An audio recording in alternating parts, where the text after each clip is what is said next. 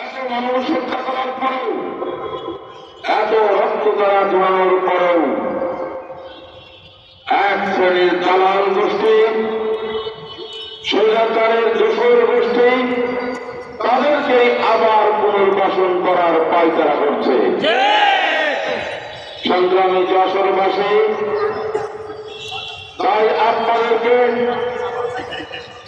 এগিয়ে আসতে হবে। বাংলাদেশের এই মাটি কোন ব্রাহ্মণ্যবাদী শক্তির অধীনে দিতে দেওয়া যাবে না, হবে না। বাংলাদেশের মানুষের আশা আকাঙ্ক্ষা চিন্তা চেতনার বিরুদ্ধে যে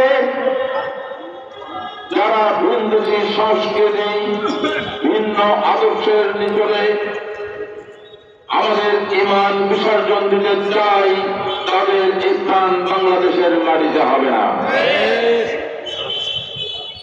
আমরা স্পষ্টভাবে বলতে চাই, শহীদ উসমান হাদি শহীদ হয়েছে, জীবিত হাদির চাইতে আজকের মৃত হাদি শত শত গুণ বেশি শক্তিশালী।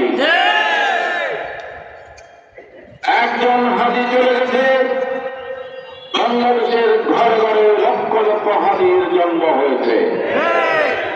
তাই তো আজকে যশোরের ঈদগাহ ময়দানে সেই হাদির ভাইরা, হাজার হাজার ভাইরা একত্রিত হয়েছে।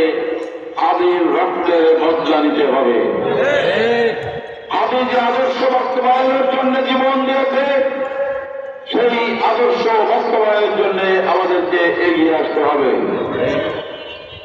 আমি পরিশেষে আমাদের সম্মানিত প্রধান উপদেষ্টা ডক্টর ইউনূস সাহেব এবং তার সরকারের প্রতি আহ্বান জানাই, এই খুনি সন্ত্রাসীদেরকে অবিলম্বে গ্রেফতার করতে হবে।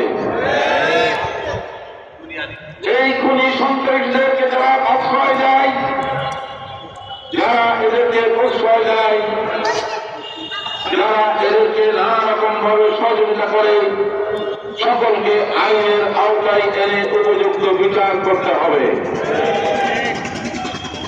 বাংলাদেশে আর কোন মানুষ যেন শহীদ হাদির মতো পরিণতি ভোগ না করে, বাংলাদেশের কোন মানুষের যেন জীবন এইভাবে বিপন্ন না হয়।